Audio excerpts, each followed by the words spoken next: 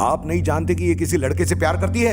हैदराबाद में मैंने इसे पढ़ाई करने के लिए भेजा था सिर्फ आपके भरोसे पे, और आपने भरोसा तोड़ दिया। इसके पीछे कौन सा लड़का है और इसके जान के पीछे कौन से दुश्मन है, आपको कुछ भी पता नहीं। शंकर इस तरह से इस पर हमला करेगा ये मैंने सोचा भी नहीं था। सामने से लड़ाई नहीं कर सकता, इसलिए पीठ पीछे वार कर रहा है। ऐसे में हमको और भी चौकन्ना रहना होगा। हमें चंदू को उसकी पहुंच से दूर रखना होगा। इसे किसी से प्यार भी हो गया है, इसे कैसे रोकोगे?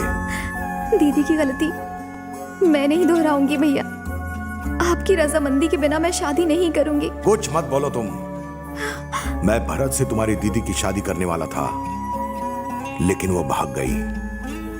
अब मैं 8 दिन के अंदर तुम्हारी और भरत की शादी करवाऊंगा और उसे दिया हुआ वचन पूरा करूंगा, इसमें कोई दो राय नहीं, समझे? सत्या, ये चाहे किसी भी लड़के से प्यार करती हो, वो जिंदा नहीं बच सकता। बिना उसकी गर्दन काटे मैं इस शहर को नहीं छोड़ूंगा।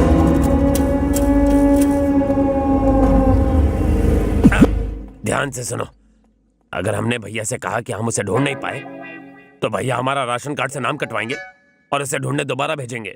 इतनी धूप में कौन भटकेगा? इसलिए हम कहेंगे उसे टपका दिया। भैया हमने उस लड़के को टपका दिया। हाँ भाई। शाबाश। भैया उस लड़के को लेकर बाप जी की सारी टेंशन खत्म कर दी हमने। बाप जी को टेंशन सिर्फ उस लड़के का नहीं, कोई और भी है। और कौन? एक आदमी जो जानता है कि शंकर हमारा दुश्मन है, जिसने चंदू को मारने के लिए शंकर को अपने साथ मिला लिया है। कौन है वो? वारंगल का केशव रेड्डी।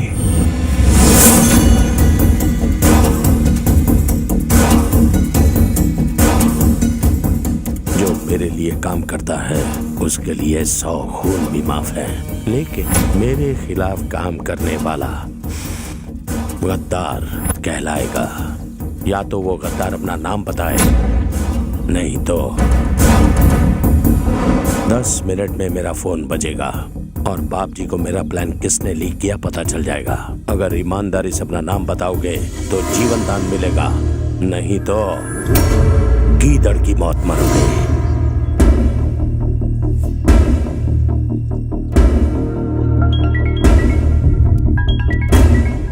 भैया!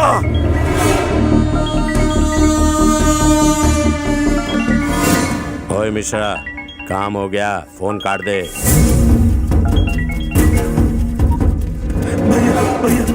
भैया मुझे माफ कर दो, मुझसे गलती हो गई भैया। भैया माफ कर दो भैया, मैंने आपका नमक खाया भैया। इस घर का नमक खा के वफादारी बाप जी से करते हो? माफ कर दो भैया। मेरे घर के चारों तरफ एक दीवार खड़ी है, मेरे चारों तरफ मेरे आदमी हैं, दोनों का मजबूत होना जरूरी है। ले चल।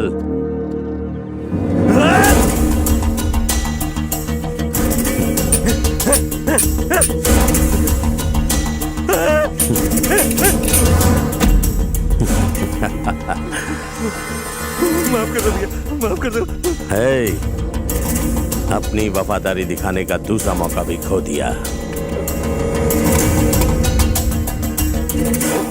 Last chance. खुद को मार, खुद को मार।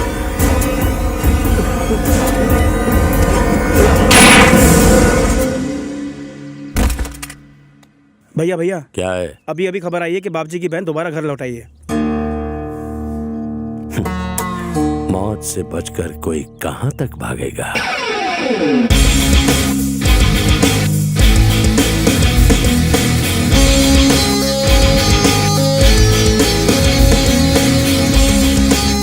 हे वेंकी। हाय, कैसे हो तुम लोग? हम लोग तो ठीक है। हे, पहले तू बाप जी की बड़ी बहन की शादी कराने यहाँ से चला गया था और अब दोबारा आया उसकी छोटी बहन से शादी करने के लिए। तेरा मकसद क्या है यार? शादी के बाद उसके बच्चों का बाप बनने का रे। तू हमें मरवाना चाहता है क्या? जिस पे तेरा दिल आया वो बाप जी की बहन है, तूने उससे प्यार क्यों किया? मैंने बाप जी की बहन से प्यार नहीं किया, जिससे प्यार किया वो बाप जी की बहन निकली। मैं क्या करता? वेंकी, चाहे हम बम पर गिरे या फिर बम हमारे पर गिरे, फटना तो हमें ही पड़ेगा।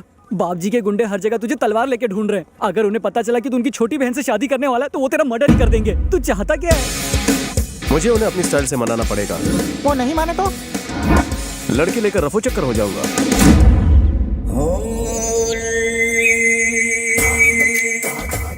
तुम्हें मेरे बारे में कैसे पता चला? तुम्हें किसने कहा कि मैं जीएम क्लब में जुआ खेलने जाता हूँ? तुम्हारे बेटे ने।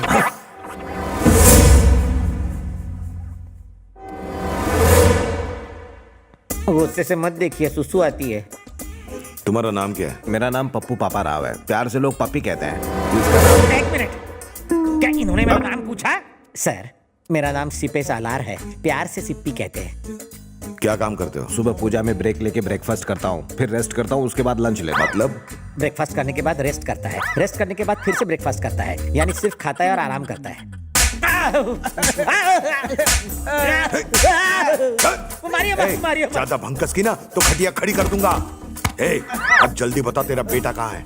वो हैदराबाद में कहीं छुपा हुआ है, लेकिन मुझे उसका पता नहीं पता। मैंने उसके पापा होने के सारे सबूत मिटा दिए, उसका नाम जायदाद में से भी हटा दिया। ये सब करने के बाद मैं उसका बाप कैसे हुआ सर? यानी तू सीधी तरह से नहीं बताएगा कि वो कहाँ है? कहाँ है हम नहीं जानते सर, इसकी कसम। मत मारिए सर, मरे हुए को मारने से क्या मतलब सर? और कितना सर खाएंगे सर? जब तक इसका बेटा नहीं मिलता तुम दोनों यहीं सड़ोगे। भाई, मिनिस्टर के फंक्शन में जाने का टाइम करीब आ गया है।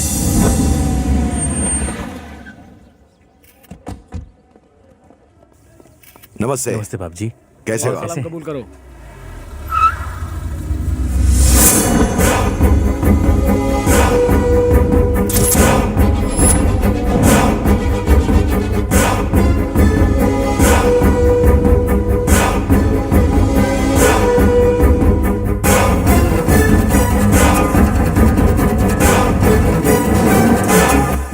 लड़की के साथ इतने सारे बॉडीगार्ड हैं, उससे बात करना इम्पॉसिबल है।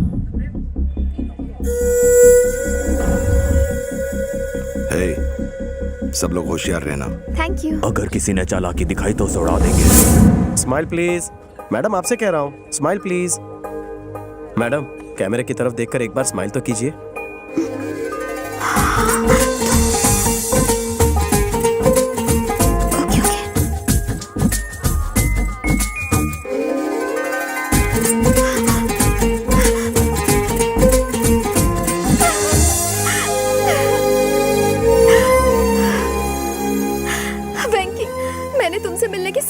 छोड़ दी थी। मैं तुम तक पहुंचता उससे पहले तुम्हारा भाई तुम्हें ले जा चुका था। लेकिन तुम यहाँ कैसे? मैं इसी शहर में रहता हूँ। एक बात बताओ, हैदराबाद में तुम्हें मारने की कोशिश किसने की थी? कौन थे वो लोग? तुमने कभी केशव रेड्डी का नाम सुना है?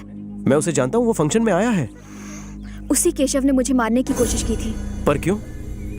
मेरे भैया और केशव रेड्डी एक दूसरे के दुश्मन हैं। उसकी और हमारी फैमिली के बीच पता नहीं कितने सालों से झगड़ा चल रहा है। एक दिन केशव रेड्डी अपनी बहन और रिश्तेदारों के साथ हमारे घर पर आया था।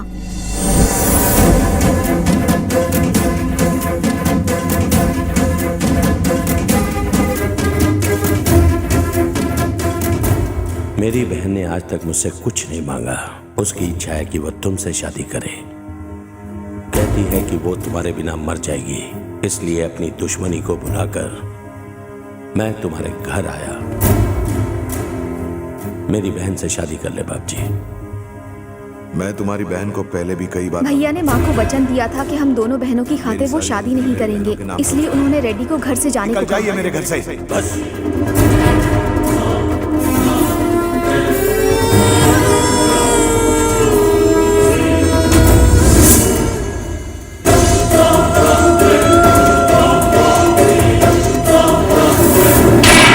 केशव रेड्डी की बहन इस सदमे को बर्दाश्त नहीं कर पाई और उसने आत्महत्या कर ली। ओए बाप जी, तूने अपनी बहनों की खातिर मेरी बहन की जान ली। जब तक मैं तेरी दोनों बहनों की जान न ले लूं, चैन से नहीं बैठूंगा।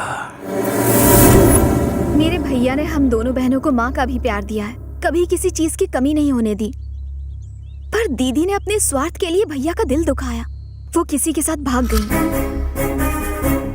दीदी से ज्यादा गुस्सा तो भैया उस इंसान पर है जिसने दीदी को भगाकर उनकी शादी करवाई। भैया उसे जिंदा नहीं छोड़ेंगे।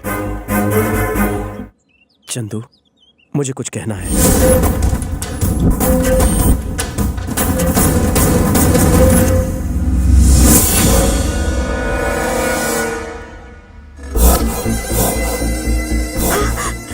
से चलते हैं।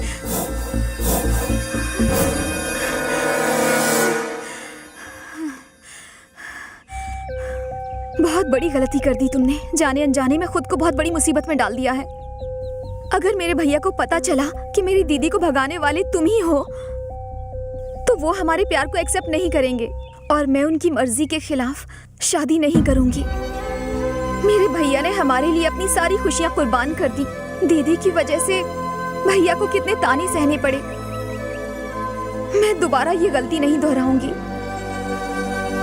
एक बहन होने के नाते तुमने जो कहा वो अपनी जगह बिल्कुल सही है, पर एक लवर होने के नाते मुझे भी कुछ करना होगा।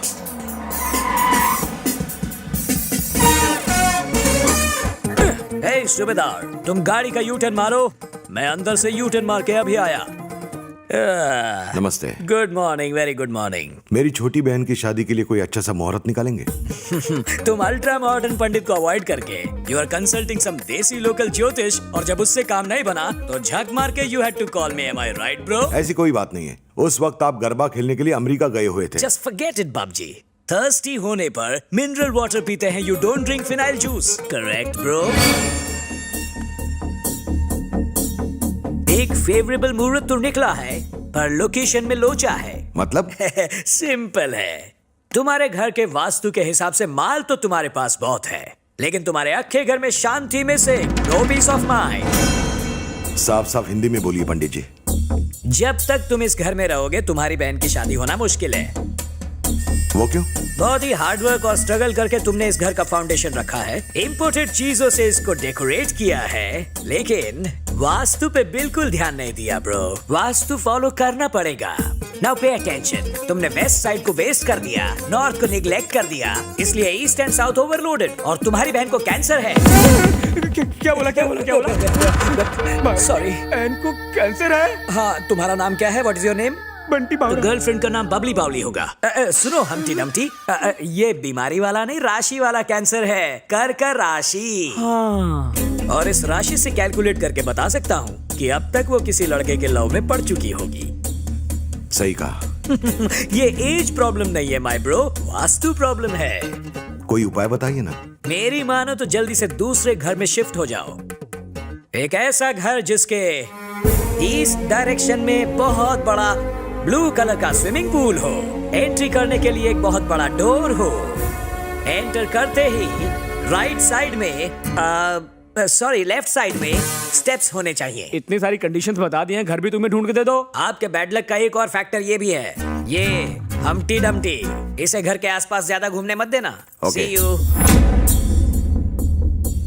हे, जैसा पंडित ने बोला वैसा ही घर ढूंढो। रानी मेरी हुई। तुमने रानी ले ली और वो मेरी जान ले लेगा। अबे इतना डरता क्यों है तू? मुझे तुमसे ना और नो कहना चाहिए था जब तुमने मुझे नैनो दी। कूल नैनो जी कूल। मैं तो कोल्ड ड्रिंक की तरह कूल ही हूँ, पर वो बापजी जब मुझे खोल देगा तब क्या होगा? घबराओ मत, मैं सब संभाल लूंगा। तुम क्या क्या संभाल लोगे? अगर बापजी को भनक भी लग गई कि मैंने चूरन दिया है तो नैनो में मेरी अर्थी निकालेगा वो। क्या यार, अगर बारूद के ढेर पर बैठकर माचिस की तीली से खेलोगे तो धमाका तो होगा ही। मौत की खटिया पे सबको लेटना है। आपका नंबर फर्स्ट आता है तो इसमें घंटा किसी को फर्क पड़ता है? पंडित, अब बाप जी का तेरे घर पे गृह प्रवेश तो पक्का है।